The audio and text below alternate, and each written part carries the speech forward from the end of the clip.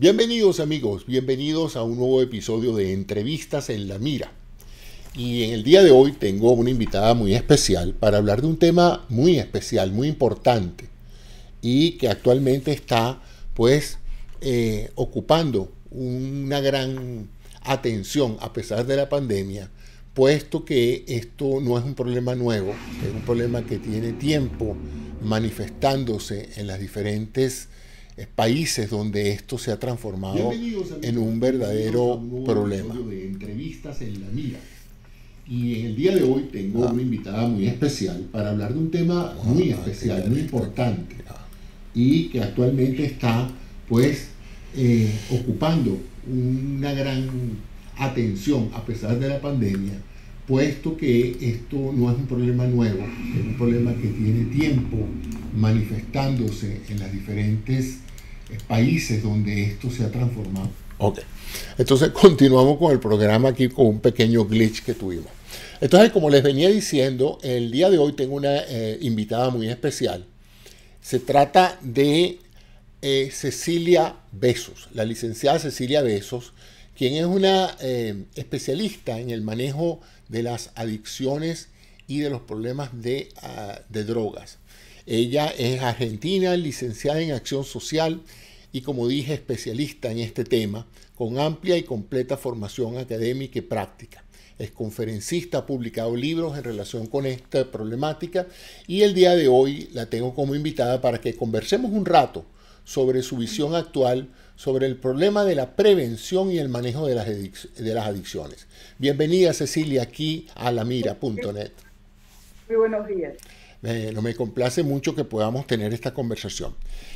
Háblanos un poquito, Cecilia, de cómo llegaste tú a este momento profesional en tu vida en relación a un problema tan importante para la sociedad como son las adicciones, sobre todo aquellas que ponen en peligro la salud y la libertad de muchos individuos.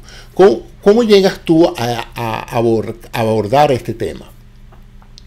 Bueno, yo tengo una experiencia profesional desde que me egresé hace muchos años, trabajando específicamente en prevención primaria y secundaria, es decir, información, educación y al mismo tiempo el interrumpir al menos el proceso, buscar de reencauzar el proceso de aquel que está iniciado en el consumo para no llegar al desarrollo de una adicción.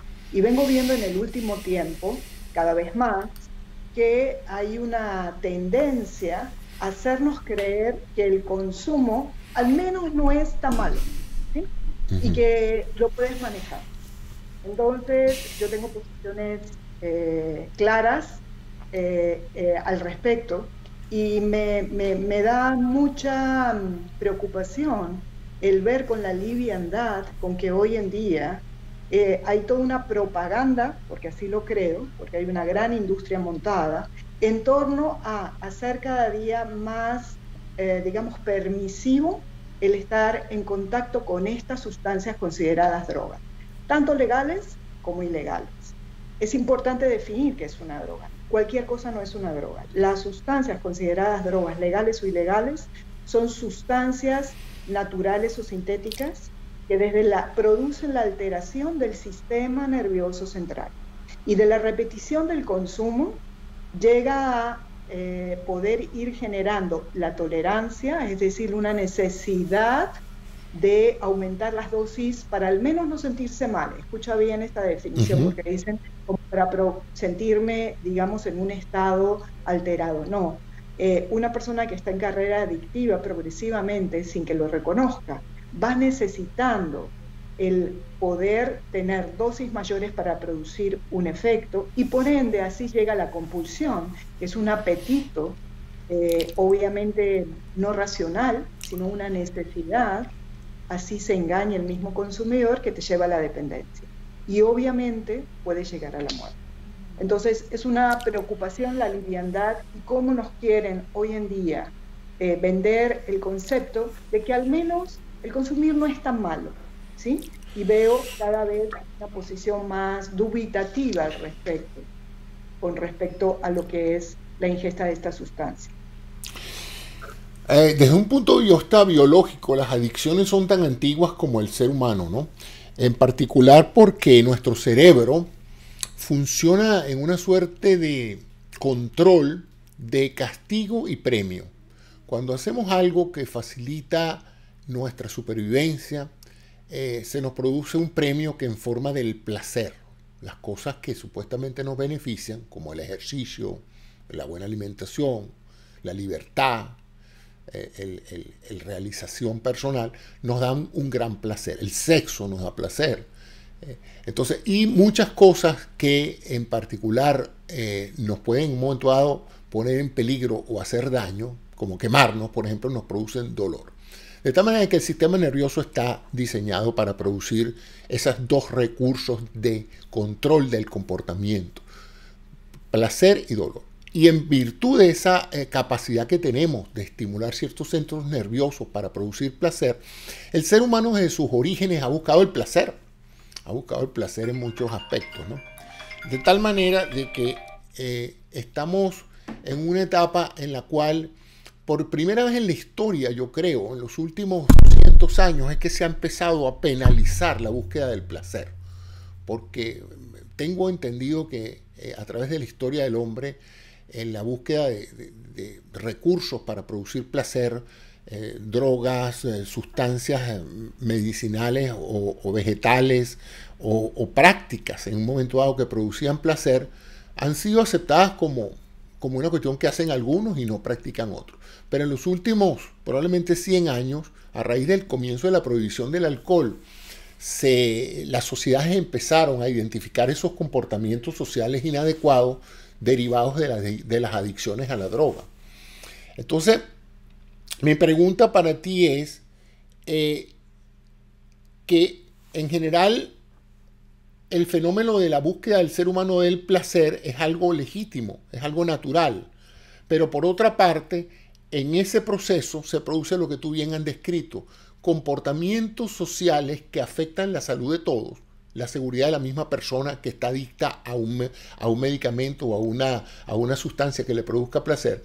Entonces, ¿cómo compensar ese derecho o libertad que tienen los ciudadanos o las personas de la búsqueda del placer por el placer mismo y la necesidad de la sociedad de controlar los excesos de esa búsqueda de placer para poder crear una coexistencia pacífica entre todos? Pues la libertad de un individuo de decir yo me quiero drogar hasta que me muera, y la libertad de la sociedad de decirle siempre y cuando tú no le causes perjuicios a otro, no cometas un accidente de tránsito por adicción al alcohol, no violes a personas por adicción al sexo.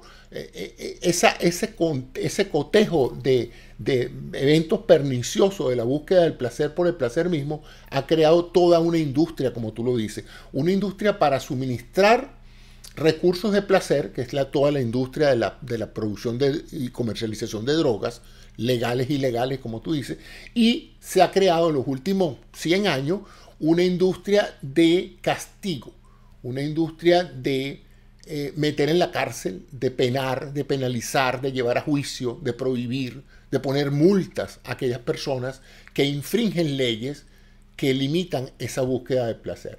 Y como tú dijiste, pues dependiendo de las sociedades, en algunos casos es legal y en otras no son legales. Entonces, vamos ahora a sacar un poquito esta cesta de adicciones y vamos a hablar de alguna en particular, porque no todas las drogas tienen la misma capacidad adictiva, no todas las drogas tienen el mismo impacto social y no todas son castigadas de la misma manera. Tenemos, por ejemplo, el caso providencial del alcohol. ¿Cuál es tu percepción sobre la droga que es probablemente la más dañina en términos de muertes, de afectación de personas que terminan involucradas en problemas delictivos debido al alcohol? ¿Cuál es la prevención que le puedes dar a una familia para evitar que sus hijos se vean tentados a la adicción al alcohol, por ejemplo? Que es la más accesible, porque en todas partes hay alcohol. Bueno, primero me gustaría expresar que si bien es cierto que el tema del uso de las drogas existe de que el mundo es mundo, normalmente esto estaba ligado a ciertos rituales con los que se buscaba un estado alterado para buscar la trascendencia. Segundo, había quien reglamentaba, por decirlo así, o designaba quiénes podían en ese momento participar de ese ritual. No era todo el mundo, no era toda la comunidad, todo el clan, bueno, depende del momento histórico que nos refiramos. Y eran situaciones puntuales con un propósito específico que no llevaba a la generalización de su uso. Primera precisión. Segundo, para mí, y no me gusta caer desde mi posición, porque todo tiene que ver con el sistema de creencias sobre el cual estructuras tu vida. Y creo que la verdadera forma de hacer prevención es al menos vos tenerlo claro como adulto, propiciarlo en tu vida y al mismo tiempo transmitirlo así a tus hijos, a los seres de formación que tienes en tu entorno. Para mí las drogas no son buenas, no son malas, primero, en un sentido de que todas por producir tener esa capacidad, ¿sí?, de al entrar en tu organismo en forma progresiva ante la reiteración del consumo, genera este proceso en forma involuntaria, es un riesgo. Como vos comparto que todos tenemos mínimo una vida y un cuerpecito que al menos te tendría que durar una vida. Tienes toda la potestad y todo el derecho de construir sobre él, mejorarlo o destruirlo, ¿ok? Es una decisión personal. Pero, obviamente, las autoridades deben de legislar para el tipo de sociedad que queremos construir. Yo sé en la que me gustaría vivir y en la que quisiera que los seres jóvenes estén creciendo. Entonces me parece muy importante el establecer con claridad que hoy en día lo que no se quiere es claridad, sino toda esta situación un tanto difusa de la información, como se da, en cuanto a lo que representa el consumir o no consumir. Si tú lo quieres hacer en forma privada y destruirte en tu casa, tienes todo el derecho. Lo importante es que sepas realmente a qué te estás exponiendo, porque el grave peligro es que, te vuelvo a decir, se fue la imagen, es que caigamos en que no son tan malas, ¿ok?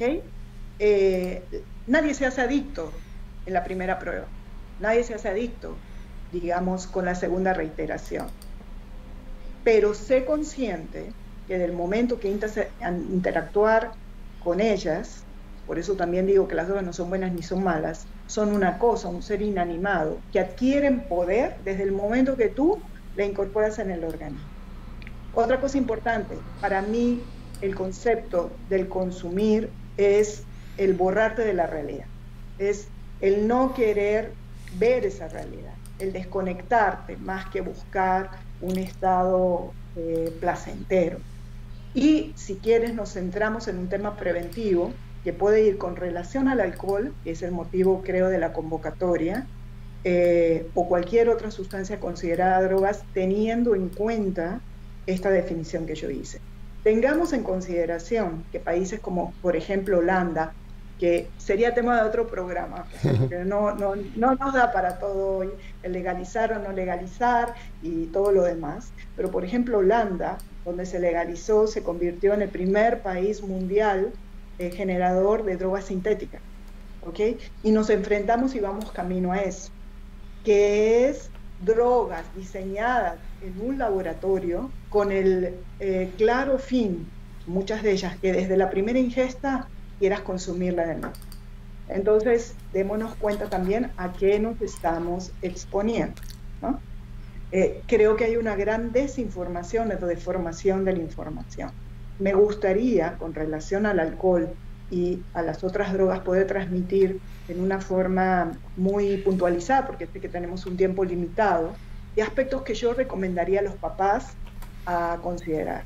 Con el alcohol, lo único que te puedo decir que los países donde de alguna manera ha existido un cierto nivel de efectividad y se ha medido qué ha pasado con relación a las tareas preventivas, se busca que cuanto más postergues la edad de iniciación al consumo de drogas legales, es decir, tabaco, que hoy en día está penalizado y como hablábamos nosotros, la moda cambió, y por ende hoy el que fuma es casi lamentablemente un enfermo, infecto contagioso, que no te me acerques, que me puedes contagiar, pero en los años 70 no había película donde no salías con un whisky y un cigarrillo en la mano. ¿Es así? Es así. Entonces, seamos conscientes de cómo nos manipulan buscando otro tipo de objetivos comerciales sin lugar a dudas. Entonces, si me permites, voy con el primer punto para los papás, para todos aquellos seres que están en proceso de formación de menores. Uno es perder el miedo al tema.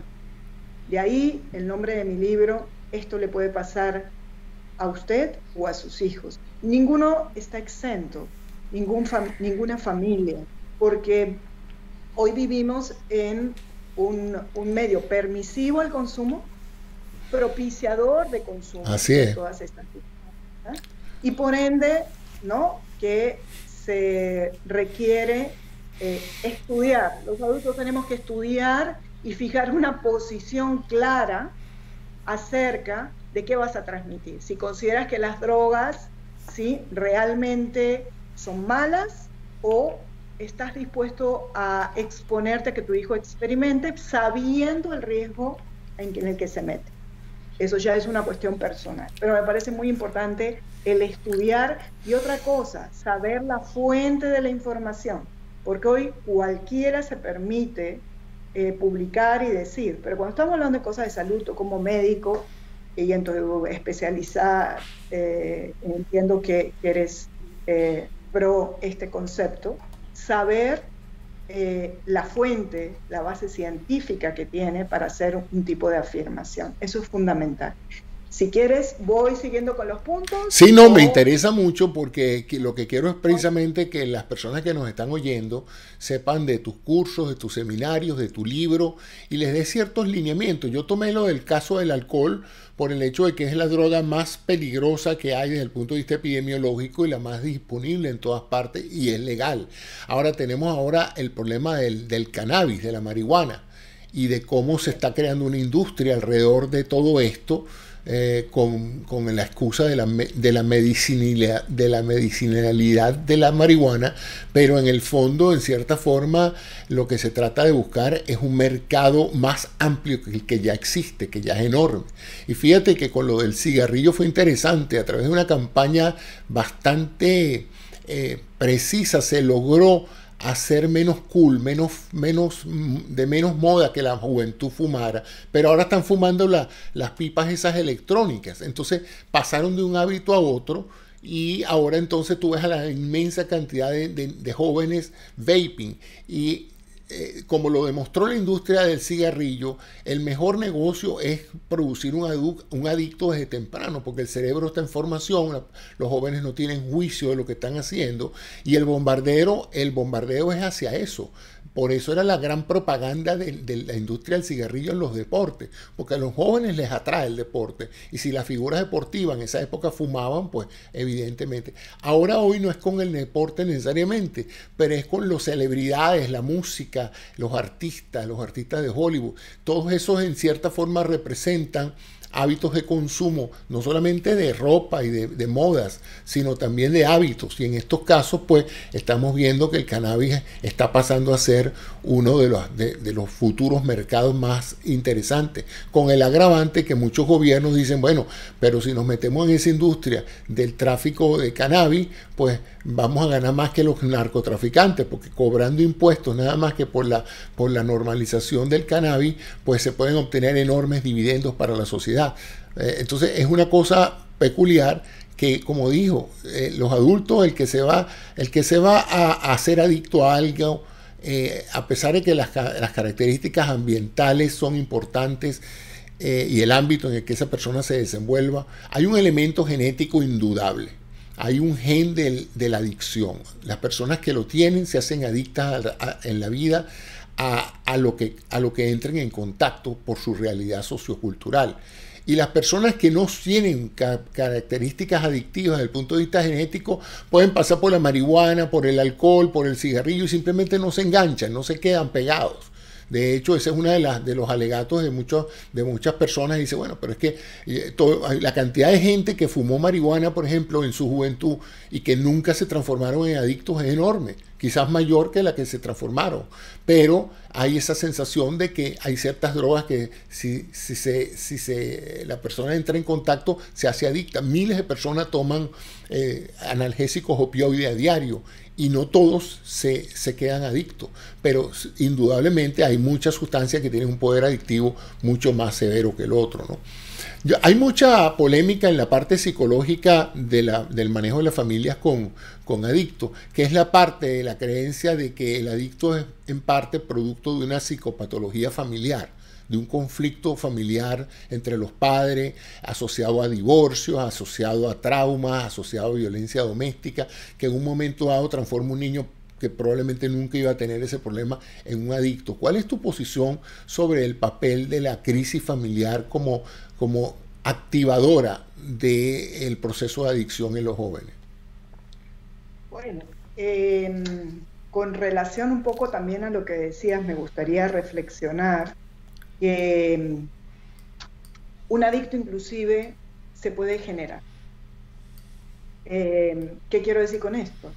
En situación de pandemia, es otra de las cosas que yo vi en mi consulta y la gente que me ha contactado, es como que primero algunos se dieron cuenta de que hay una problemática de consumo de alcohol o de pastillas o lo que sea en un miembro de la casa, y otros han generado desde este espacio de encerramiento, ¿sí? El inicio de una carrera adictiva. Por ejemplo, alcohol. Es muy común que se empezara una copita a tal hora todos los días. De ahí, vuelvo a decirte, empieza a darse ese proceso de progresión de enfermedad en la cual empiezas a observar como ya una copita y media o 2 copitas, total, no pasa nada. Y de esa manera podés estar sin darte cuenta, creyendo que tú controlas el consumo, ¿sí? Desarrollando un proceso adictivo en tu organismo, que no responde a tu voluntad. Eso no se maneja con la voluntad. Por otro lado, el considerar que son adictivas por una condición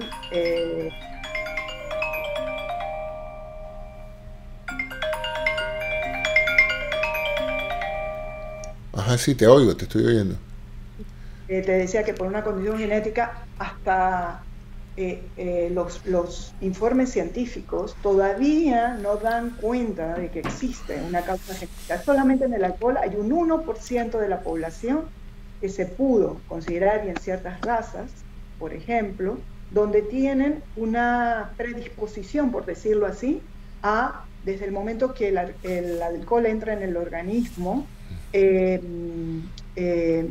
automáticamente empiezan a desarrollar y declaran un proceso ya de adicción. No obstante, creo mucho en el contexto social. Es decir, si una familia donde no hay posiciones claras, dubitativas con respecto al consumo de estas sustancias, donde es permitido pasar ciertos límites, ¿sí? El alcohol es inevitable porque está incorporado en nuestra sociedad y existe desde que el mundo es mundo. Pero fíjate una cuestión, José. Antiguamente el alcohol también formaba parte de rituales y en sociedades más modernas era como un maridaje que acompañaba la comida, ¿sí? El alcohol como tal no tiene el alcohol estoy hablando, no el vino, la uva es otra cosa. Estoy hablando, el alcohol como tal es tóxico puro. Así es. Y si tú ves de botellas, que yo aconsejo que cada uno cuando va a tomar, o un whisky que normalmente tienen un dosaje alcohólico de 45% más, lo que es un vodka, un gin o un vino, vean el dosaje alcohólico. Eso es veneno puro que le estamos poniendo al organismo. Soy consciente, yo vengo de cultura italiana, así que para mí el consumo de una copita y acompañada de las comidas, bienvenido sea. Pero el propósito no es emborracharse. Claro. Hoy nuestros jóvenes, la moda, y esto no hace mucho, creo que nosotros, que somos de una generación más madura, en nuestra generación, aquel que se emborrachaba es porque no tenía una buena educación. Lucía mal, ¿sí? lucía mal. El tacho caía mal, se veía mal.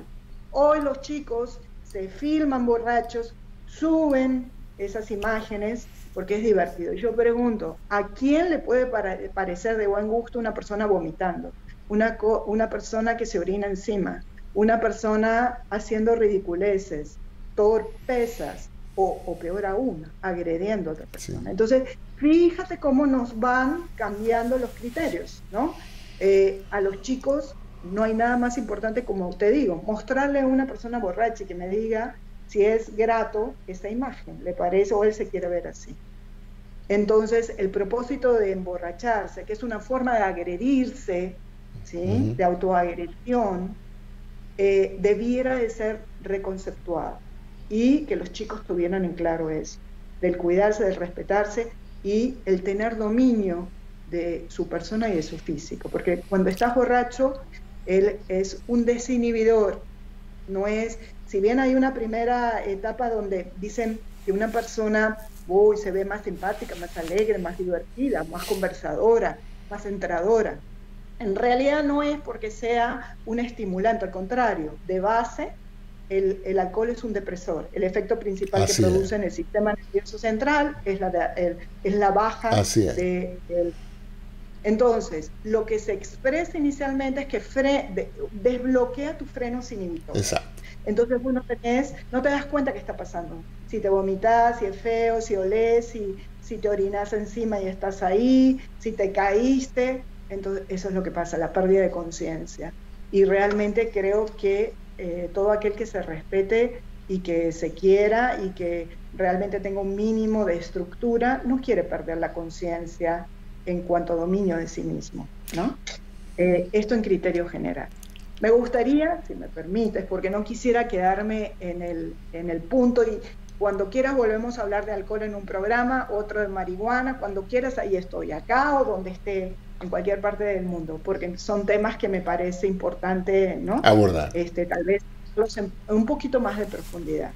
Pero volviendo al tema de los padres y el tema preventivo, dijimos, perderle el miedo al tema, estudiar sobre el tema, ver la fuente de la información para los temas de salud con base científica. El tema que es cómo se define una familia. Yo, empezando pandemia, fui a México invitada por la UNESCO a dar una conferencia para padres de familia como agentes de prevención. Y cuando preparé para esa presentación, lo primero que dije, hoy en día, ¿cómo definimos familia? ¿Sí? Tenemos 2 papás, 2 mamás, parejas, o sea, constituidos bajo esa forma, personas que solas, sean hombres o mujeres, han decidido crecer un niño, y la pareja tradicional. Pero personalmente yo trato de transmitir mensajes que te sirvan, o sea, que les sirvan, ya sea para estar de acuerdo o ya sea para diferenciarse. No digo que lo mío sea la verdad, cada uno tiene una verdad, pero sí en base a mi experiencia y a mi estudio me permito dar estos conceptos. Es muy importante que no se pierda en la formación de un proceso, y tú como médico, en el proceso psicoevolutivo, ¿sí? De un ser, ¿sí? Es muy importante el tener figura femenina y masculina, ¿no? Como tal. Lo cual no tiene que estar dado desde una figura física de ser hombre o ser mujer, pero sí hay características de comportamientos más ligados a lo que tradicionalmente se considera una mamá y lo que es más ligado a un comportamiento antiguamente masculino, por decirlo así, que lo hacía un hombre, hoy en día no necesariamente, pero cuidar que un niño en formación tiene que sentir este tipo de cuidado y de protección y de principios dados de lo que son principios tradicionalmente femeninos y masculinos, así está representado en una sola persona. Entonces, eso hay que cuidarlo, me parece importante. Quien contiene en algún momento, y a veces en las personas que son solas criando hijos, tener claro de no perder esa dualidad, podríamos decir, de los comportamientos tradicionalmente femeninos de la mamá y tradicionalmente masculinos del papá. Otra cosa importante para mí es el trabajar autoestima, pero escucha, basado no en la aceptación de un grupo, Hoy los chicos, y sabemos que los adolescentes, uno de los temas es, yo valgo porque formo parte de, porque voy con fulanito, porque hago lo que hace ese grupo que tiene, no sé, fama dentro de la sociedad, así sea que sea problemático o tenga comportamientos que, entre comillas, por ahí en mi casa no fueron tan aceptados o naturales. Entonces, el poder enseñar a nuestros hijos que la verdadera autoestima es el reconocerte, el saber qué piensas, qué quieres para ti, cómo te sientes, ¿no? El pensar, el decidir, el entender. Y de esa manera, la capacidad de diferenciarte en un grupo, en vez de hacerte débil, te tiene que hacer más fuerte, ¿no? Por ejemplo, ¿sí? El tema de la frustración.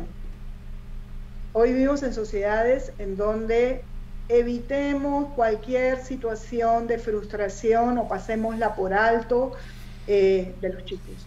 Y la frustración forma parte del propio vivir, de la cotidianidad, de todo. Desde el momento que llegas a un parqueadero por ahí y no encontrás lugar para parquear. O sea, cosas son frustrantes, son cosas que te disgustan, que vos venís con toda la intención de un propósito, pero la vida no siempre es tal cual, ni siempre vas a obtener, ¿no?, al 100% la respuesta que esperas. Entonces los chicos tienen que vivir y aprender frente a una frustración, que es decir, que las cosas no les salgan como tienen previstas, ¿sí? O un plan B o una forma de aceptación de la misma, ¿ok? Es muy importante criar a los seres con aceptación y entendimiento que la frustración es que no todo te salga como uno quiere, forma parte del vivir. Otra cosa, si me permite, José, o no sé si quieres hacer una... Te estaba escuchando con atención y una de las cosas que me pasaba por la cabeza es que en la sociedad actual, y sobre todo en las sociedades cosmopolitas, en donde hay una mayor actividad laboral, y en las grandes ciudades, pues el tiempo de la pareja se ha reducido en su contacto con los hijos. Papá está trabajando, mamá está trabajando, muchos necesitan dos trabajos con la crisis económica de muchos de la clase media. De tal manera que ese tiempo disponible para llegar a los hijos y sentarse a comunicar todos esos opiniones y todos esos conceptos que tú muy bien has descrito, se ha hecho muy difícil. Y yo creo que si algo he visto yo en general en el trato de los jóvenes que caen en adicciones es la poca comunicación que tienen con sus padres, y no necesariamente porque sus padres no se quieran comunicar con ellos, sino simplemente no los escuchan, están inmersos en sus videojuegos, en sus grupos sociales juveniles, en la cantidad de factores de distracción que tienen hoy, empezando por el teléfono celular, que prácticamente hace que aún el tiempo compartido en la mesa de comer de la casa sea un tiempo donde ya no hay diálogo, sino que cada quien está pegado a su teléfono. Entonces, ¿hasta qué punto esta reducción del tiempo disponible para que los padres siembren todos esos conceptos que tú has descrito se ha reducido y está colaborando a que el joven pues no tenga la oportunidad de entender de sus padres todo esto que tú bien describes? Bueno, yo considero que si tú decides tener hijos, lo que pasa es que tener hijos no es solamente procrear, ¿ok? Ay, porque, bueno, estoy enamorada de mi pareja y quiero... No, es una responsabilidad que no tiene punto de retorno. Es una de las pocas cosas en la vida que desde el momento que las asumís es para siempre y te cambia la vida para siempre. Y esto es un mensaje de mi mamá que dice que hoy en día falta padres y madres. Es decir, no es solamente la calidad de tiempo. Los chicos necesitan presencia, los chicos necesitan compartir. Hay miles de justificaciones por las cuales que el trabajo, que las obligaciones, que las cuentas, que sea, no. Hay que poner, si tú decidiste en tu vida asumir esta responsabilidad, yo creo que no hay empresa más importante y que valida a un ser humano es como te salen los hijos. A pesar de que acepto de que hay una edad donde aparece lo propio, ¿sí? Porque fíjate, de tantos hermanos de una misma familia, todos salen distintos, ¿no? Pero la base común tenés que darla. Entonces, tiene que haber calidad de tiempo y tiempo. Vos hablaste de algo muy importante. Se ha perdido inclusive el compartir en la mesa. Cada uno está o en su celular, en su tiempo, en su computadora, no. Y esto también viene de una tradición italiana que me parece importante, que son punti fermi, como dice, puntos seguros, los italianos decimos, para generar en la estructura de una persona, es saber que en ese momento es un momento de interacción, entre comillas, sagrado, en donde tenés que escuchar al otro, tenés que compartir, es un momento de reunión. Vos me decís que no hay tiempo, los mensajes que yo te doy, estos valores, no es que hay que transmitirlos de una forma verbal, yo lo hago así para que la gente lo entienda, pero hay tantos momentos de tu vida que a tu chico le pasó algo que no le gustó y que está en berrinche y está enojado, ese es el momento de actuar, ese es el momento de hacer la reflexión, pero tenés que obviamente ser consciente de qué le está pasando cuando toman las decisiones, ¿ok? La idea no es tomar la decisión por él, sino enseñarle a pensar. Y en pensar es entender la situación y poder pensar bien, en el sentido que es pensar bien, es buscar aquellas decisiones que al menos sepas que no van a ir en contra de ti mismo, o que van a representar una autoagresión, o te pone una situación de riesgo en el cual lo tienes que tener consciente para estar más cuidadoso si estás en un contexto como tal, ¿no? Ahora, voy a contestar tu pregunta porque no quiero dejarla pasar, que era acerca, vos me dabas como una justificación de que las familias eran generadoras, entre comillas, un poco de esta situación que hoy en día tienen los chicos. Y te voy a decir, es cierto que si en una familia no hay estructura con estos valores, con estos temas que yo te estoy planteando, existe una mayor probabilidad de que el chico o bien te salga bien, por decirlo así, o en algún momento tenga más peso, por ahí lo que dicen terceros. Es importante que, vuelvo a decir, este tema sistémico, este tema de ejemplos, eso es otra cosa importantísima. No sirve el mensaje teórico si tú no estás dando ejemplo acerca de tu toma de decisiones y tus comportamientos.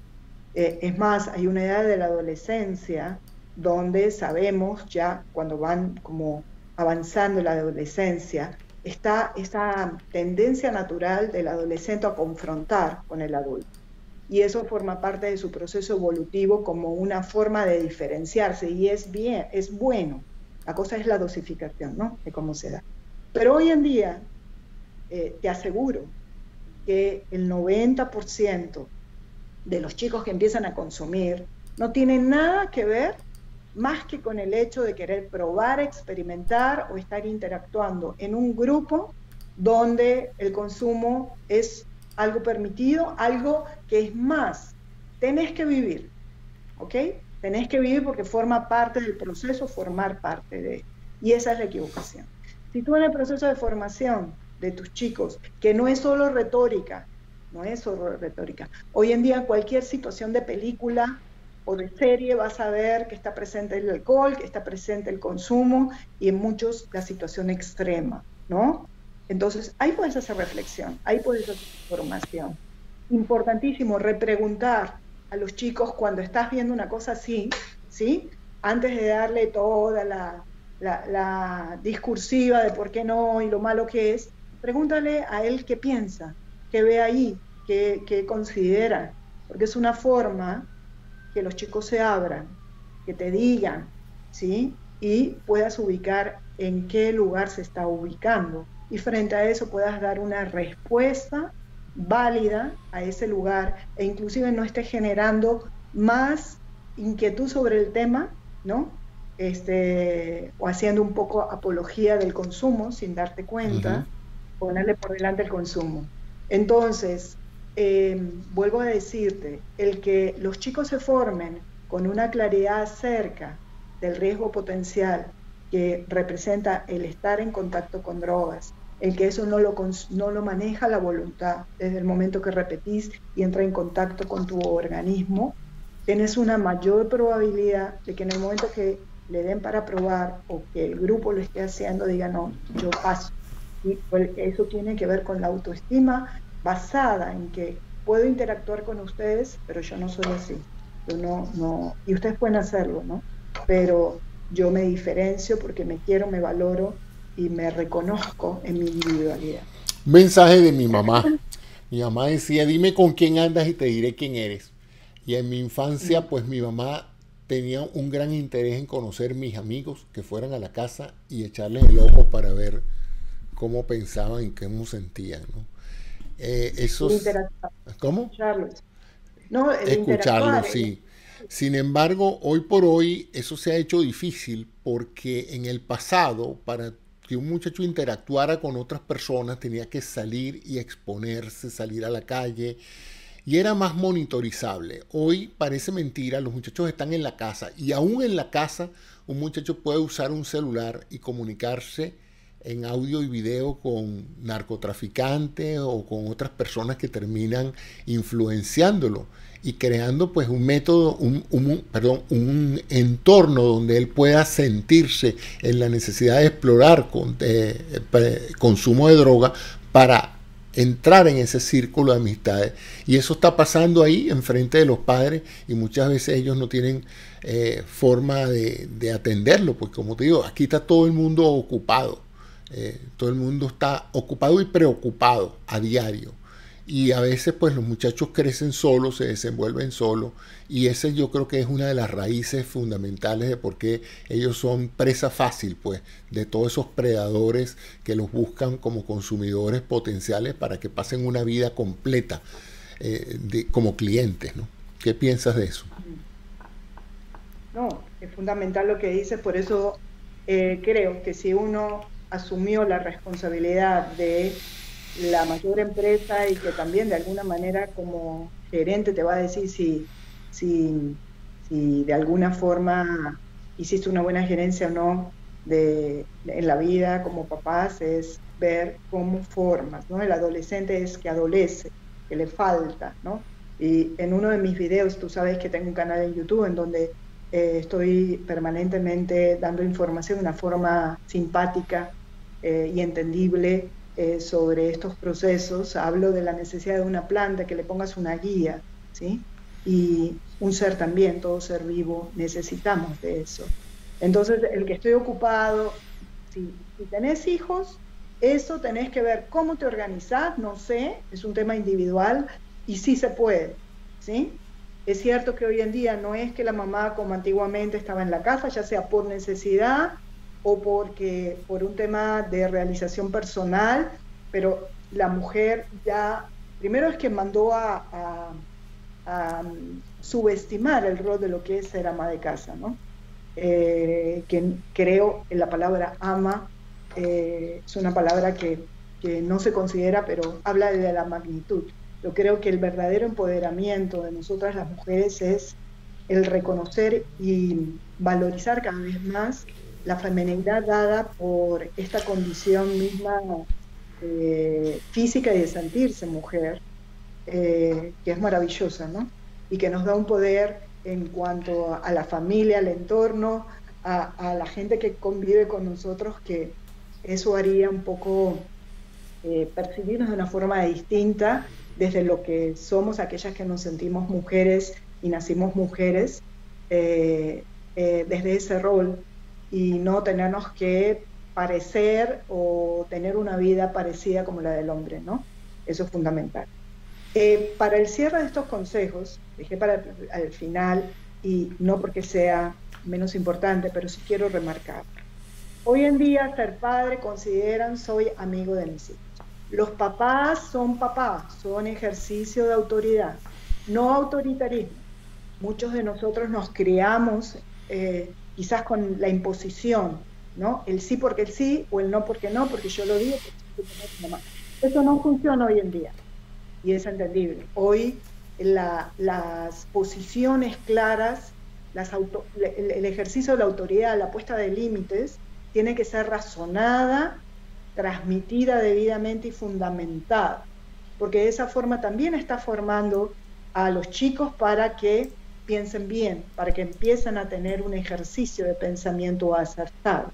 Pero los padres son autoridad y los chicos tienen que sentir que mientras están en un proceso de formación, vuelvo a decirte, no con el autoritarismo, ¿no? Hay que ayudarlos a pensar, a entender por qué en este momento la decisión es un sí o un no, basado en qué, para que ellos incorporen, eso es también prevención, ¿no? Formación de estructura de vida, para que los chicos entiendan por qué ponemos por delante un tipo de fundamentación u otro y a qué responde, ¿no? Al bienestar, al cuidado, al no exponerse, a qué vivir situaciones que pueden representar el inicio de un problema mayor.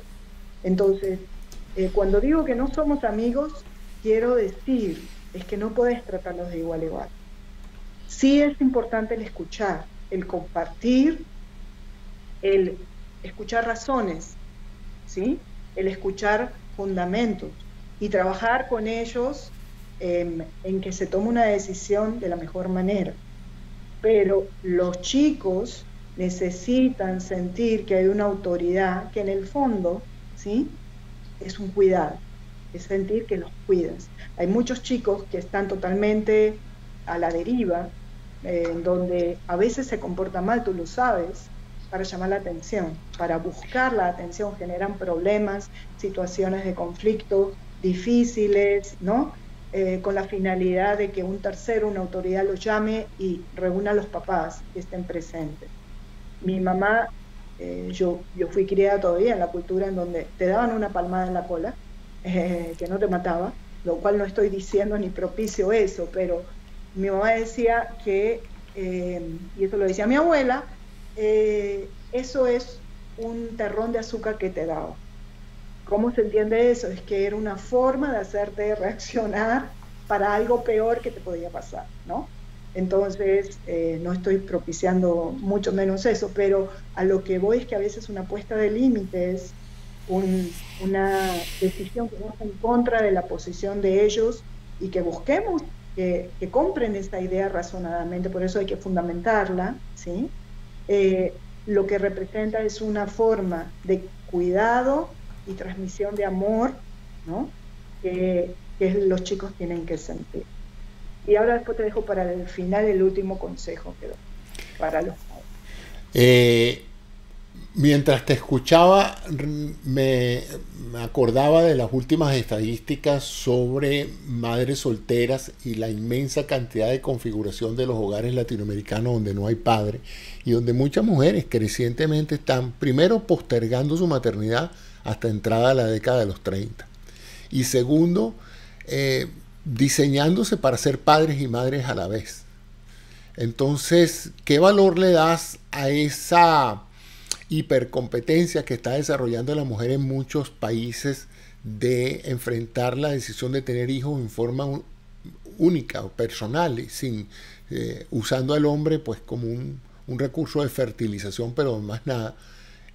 Muchas no como propósito, pero bueno, terminan divorciadas tempranamente y de ahí en adelante pues el resto de la educación y la formación de los hijos depende enteramente de ellas fundamentalmente y con parejas ocasionales. Entonces se piensa que muchos de los desajustes que actualmente se tienen con esta tendencia de la juventud a las adicciones como un mecanismo de escape de la realidad cotidiana está derivado de esos hogares mal constituidos. ¿Qué piensas de eso?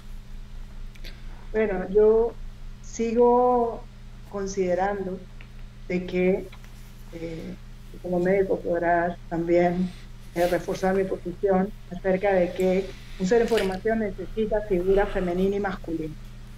Hoy la figura, o sea, la familia tradicional, antiguamente el varón era papá, antiguamente la mujer era mamá, hoy en día esto está replanteado y respeto la posición de aquellos que han optado por sentirse y elegir formar pareja de otra manera, como aquellas personas, ya sea porque se divorció o por una decisión personal. Yo tengo amigas que han hecho eso y es una cosa muy difícil, muy difícil. Además, si te recordás en el pasado, si bien una mujer, por ejemplo, cuando quedaba viuda, ¿no? Porque era más común que volviera y sobre todo compartir en la casa de su papá, su mamá o con un hermano, siempre había, entre comillas, por decirlo así, un papá sustituto, alguien que hacía de forma El permanente. tío. Hoy tampoco, ¿no?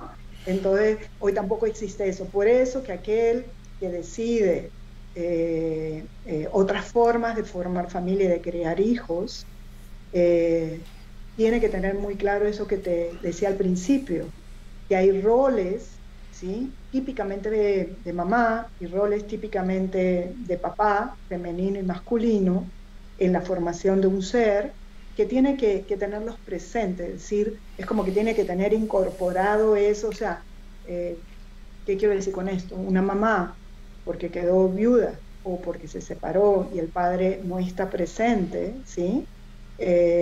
Por su feminidad, estoy hablando de una mujer que se siente mujer para criar un hijo, ¿sí?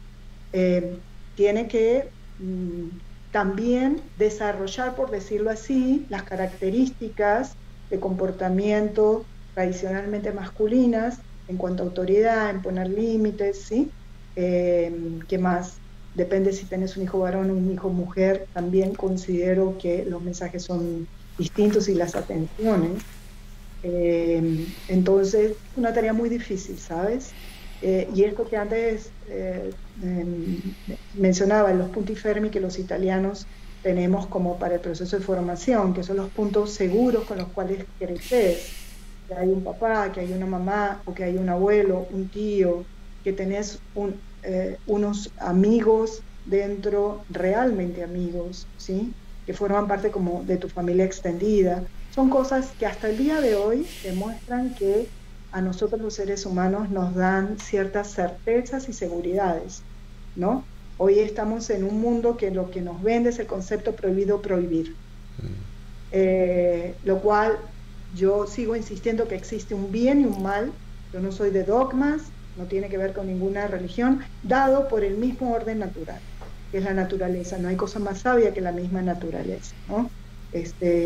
Mi mamá me enseñó que dentro de tu proceso, si uno observara una planta, cómo se genera, cómo se da, y le enseñaras a tu hijo también a vivir ese proceso de manifestación máxima de la vida, y ahí entraríamos el tema del aborto, que sería otro programa. Espero tener otro programa sobre muchos otros temas. Cecilia, y ya para terminar, ¿cuáles son esos signos tempranos, esos signos de alerta que todo padre debe disparar alarmas que lo hagan pensar que de alguna manera o su hijo está siendo más susceptible a tratar adicciones o ya está en un franco proceso de adicción a algún tipo de droga? ¿Cuáles son esos cambios en la conducta basado en tu experiencia? Los chicos hoy en día están muy influenciados por redes, y vos podés, entre comillas, decir está en mi casa, pero no saber, como tú dices, si está, ¿no?, actuando con un narcotraficante, se está metiendo en el microconsumo o queriendo probar otra sustancia que esté por el mercado surgiendo, sin saber qué le puede pasar. Los chicos tenés que observarlos, no controlarlos. Lo peor que puedes hacer es que se sientan controlados. Pero sí tenés que estar observando todos sus comportamientos.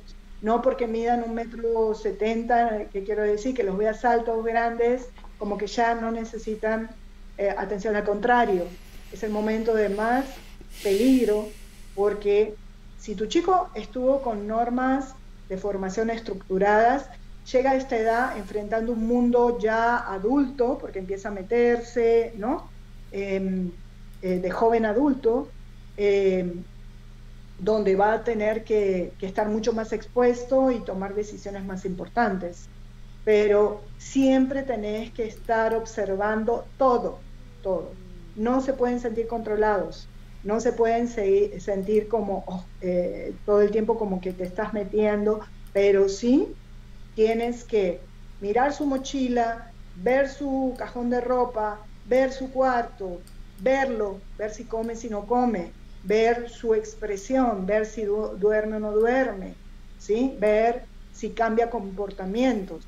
Lo ideal no es llegar al punto, José, de que el chico ya está en una situación de problema, porque una cosa es cuando se inició en consumo y ya está en una situación de problema, ¿sí? Sino el ver cualquier cambio en su comportamiento, tampoco reaccionar mal, pero sí, si ves un cambio en su comportamiento tradicional, automáticamente empieza a profundizar en él para ver qué está pasando.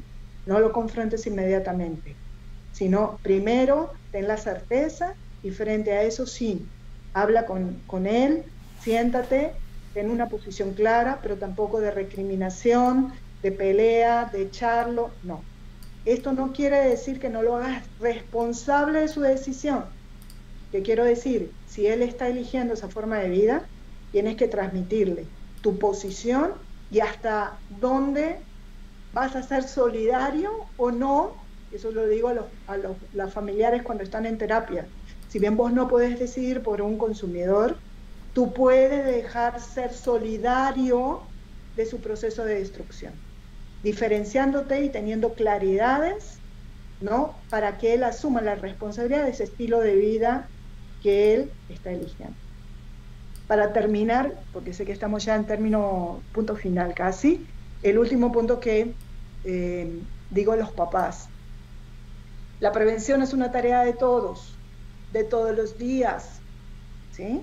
No es solamente hablar de drogas y de los efectos que produce y lo nocivo que puede hacer o menos nocivo, si produce más dependencia psicológica o física, ¿sí? Son formas de dependencia que a la larga de persistir te llevan a un cuadro de desarrollo de enfermedad.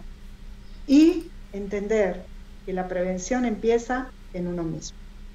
¿En qué? En ser conscientes de cómo tratamos a nuestro cuerpo, cómo vivimos, cómo nos cuidamos y cómo lo transmitimos.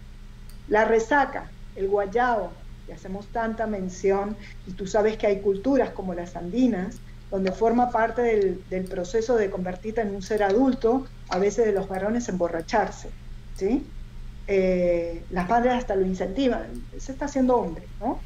Desconociendo realmente la forma de autoagresión. Y la resaca, el guayabo, es la forma que tiene tu cuerpo de decir: mira lo mal que me trataste, ¿ok? Mira cómo me agrediste, mira ahora, siéntelo, ¿sí? Entonces date cuenta que el guayabo, que inicialmente lo primero que se hacen es tratar de ocultarlo con una pastilla para el estómago, para la cabeza, nuevamente tomando cositas saladas porque perdiste líquidos, ¿sí? Como buscar de nuevo el organismo, tu nivel de homeostasis, de equilibrio, ¿sí? Producirlo. Es la forma que tiene el cuerpo de decir lo mal que lo trataste.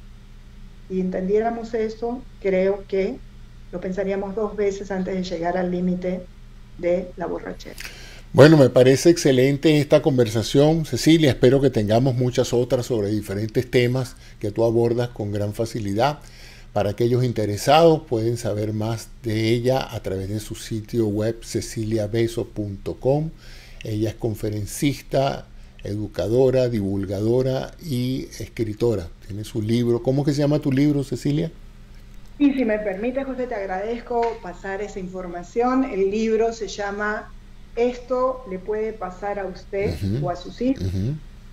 Se puede comprar, puede llegar a tu casa a través, en cualquier parte del mundo, ¿sí?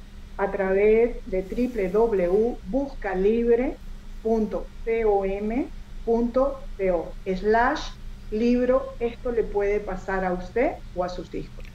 Y en mi página tienen la posibilidad tanto de averiguar por el stand-up no comedy, que es una forma no tradicional de conferencia que se transmite a través de monólogo, ironía típica argentina, cinismo un poco, que no me puede faltar. O sea que es una forma pícara a veces, simpática de hablar de estos temas tan difíciles, ¿no?